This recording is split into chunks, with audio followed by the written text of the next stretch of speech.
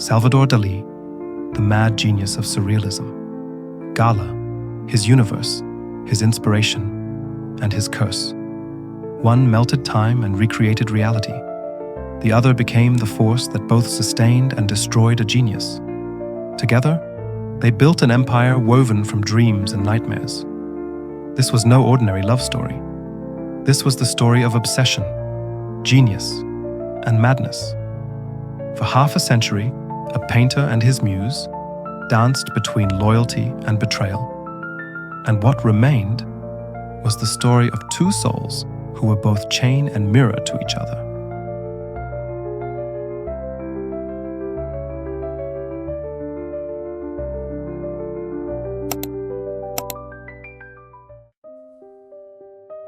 They called me the greatest painter of the century. But when the brush fell silent, no one stayed by my side. The boundary between reality and fantasy is now fading. My bed is a cell. Nurses whisper, he's talking to someone who isn't there. But Gala is here. She's always here. I live on a feeding tube. I wanted to be God, and Gala made me believe I was. When she died, only a melting clock remained. Time flows on. My little God, she used to say. But in the end, even she left me alone with my madness. And now, in this my final day where morphine meets madness, I remember the woman who both saved me and destroyed me. The woman who made me Dali, and the woman who, in her absence, left me only as Salvador. 1929, Caracas. A small village glowing under the Mediterranean sun. 25-year-old Salvador Dali, a virgin afraid of touch, obsessed with death, haunted by his dead brother, also named Salvador. The world calls his madness genius, but behind that mustache hides a trembling child. Each time I paint, I melt time with my brush. But when it dries, horror returns. My father rejected me. He said my erotic art dishonored my dead mother's memory. They called me the savior, yet I saved no one. Ana Maria, my first muse, now forbidden. They saw desire in my art. I can't touch women. My body rebels. Someone must pull me from the canvas into life. August 1929. From Paris come the surrealists, Magritte, Buñuel, Éluard, and Éluard's wife, Gala. Elena Diakonova, born in Kazan, 10 years older. Magnetic, mysterious, dangerous. Not just a woman, a turning point.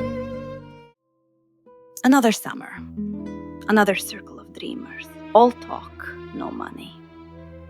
Then I see him, that strange Catalan boy, laughing one moment, trembling the next, pearls on his neck, a net on his head. They whisper, mad. But I see danger and genius.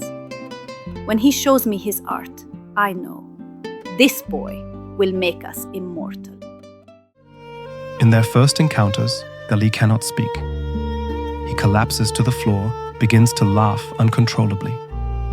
Gala watches, silent, cold, calculating. And in that moment, madness, he meets love.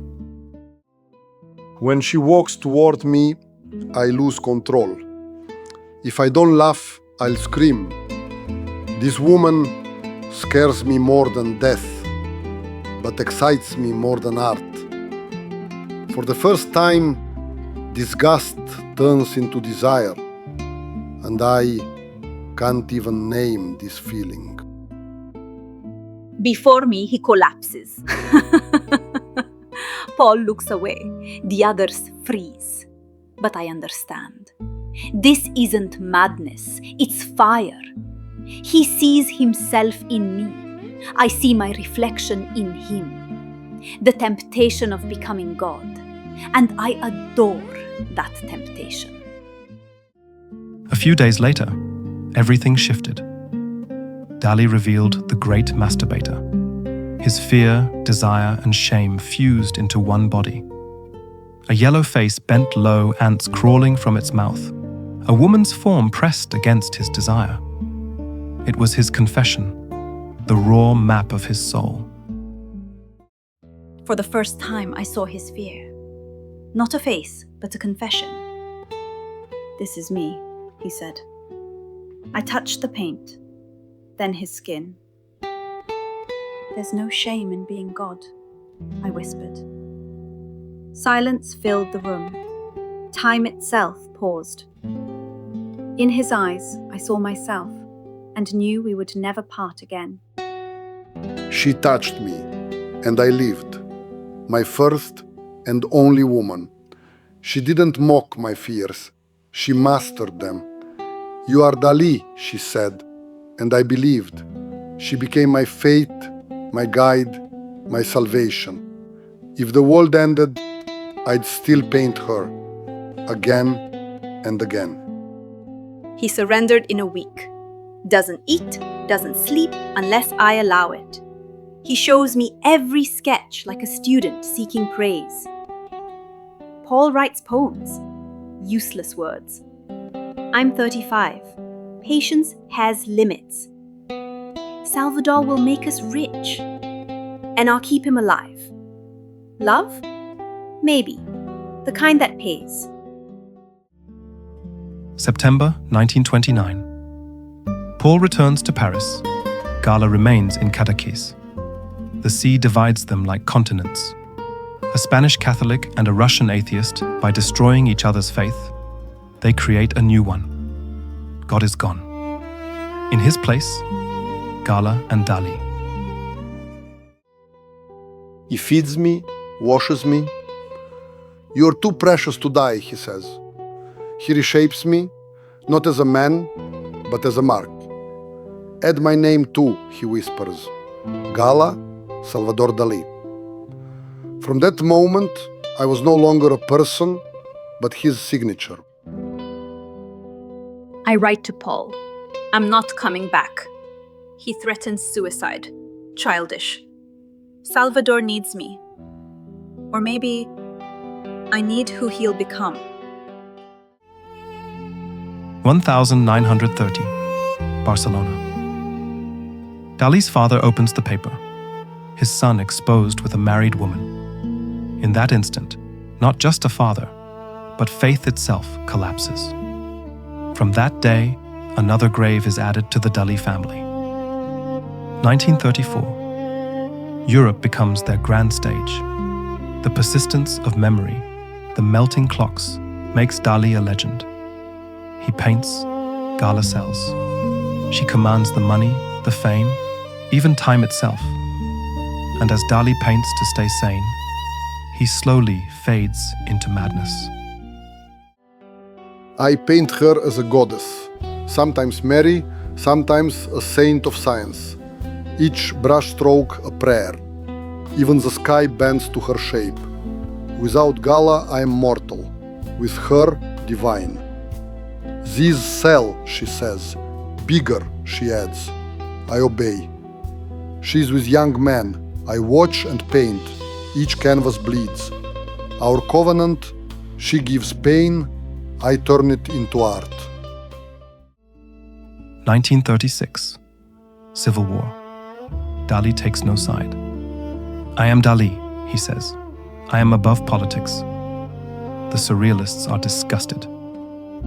1940. As war engulfs Europe, they flee to America. For 8 long years, New York turns them both into stars.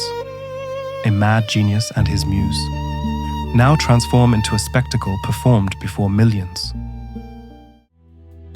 I am my kingdom, I say, yet she rules it. No longer artist and muse, but a company. CEO Gala. Product, my madness.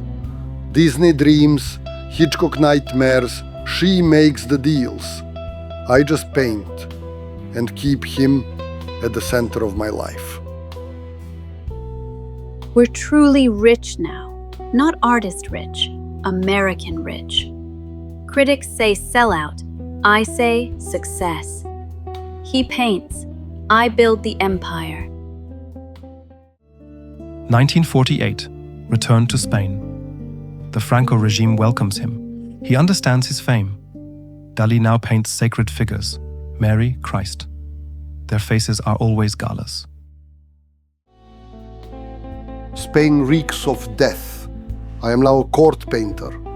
Surrealism sold me out, and I sold it out. We are our own movement, says Gala. In our own world, just the two of us remain. The 1950s, Port Legat. A small fishing village slowly transforms into a labyrinth. The walls of the house are pure white, with giant eggs on the roof. A bear statue in the garden. All together, they form the surreal kingdom created by Gala and Dalí. The same ritual every morning. I wake up in a nightmare. She wraps me in his arms. She brings me cognac mixed with milk, dresses me in my costume. You are Dalí, she says. Don't forget. I don't forget. I'm nothing else anyway. The 1960s.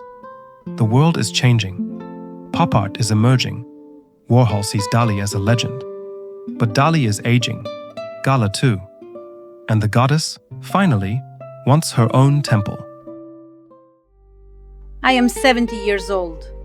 I would do anything to stay young. Mirrors are now merciless. One day I said to him, "Buy me a castle." He did. He never refuses me anything. 1968, Pubol Castle, Gala's refuge. And there was only one rule. Dalí could only enter with her written permission. I write, "Dear Gala, may I visit?" Sometimes the reply, "No." I wait at the door, unashamed. This is our ritual, our love. I paint closed doors, study rejection. Maybe my best work was born there. At last I'm free in the castle, far from his anger, his paranoia, his smell. My game is over. I take young lovers now. Salvador pays for everything, the house, the clothes, the medicine, because we both know if I die, he dies too. June 10th, 1982. Gala dies at her castle in Pubol. Next to her are empty medicine bottles. And at that moment, Dalí's universe collapses. They said she's dead. Impossible. Gods don't die. I kissed her marble body for hours, tried to paint her. Every line failed. Without her, my brush went silent. Without her cruelty, I can't create. I starved, but death refused me. I moved to Pubol, slept in her bed, wore her clothes, as if that could bring her back. 1984, an accident, or not. Short circuit, fire, second-degree burns. He survived, but maybe it would have been better not to live. The fire was beautiful, blue and gold, like my paintings come alive.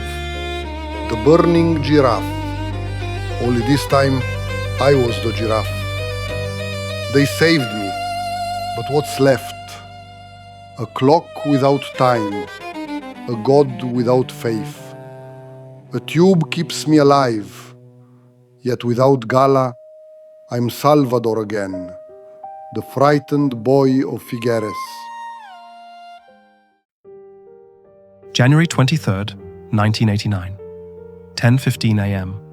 Torre Galatea, Figueres. Salvador Dali dies while listening to Tristan and Isolde, Wagner's opera of impossible love. His last words, Gala.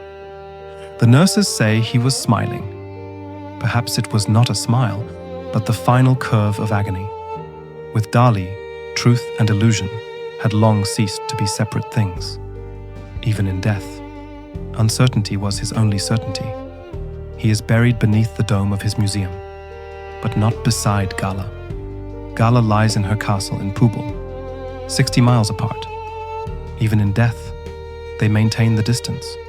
Was this love or mutual exploitation, madness, genius? Perhaps all of it. Perhaps none of it. Two broken souls. They both created each other and destroyed each other.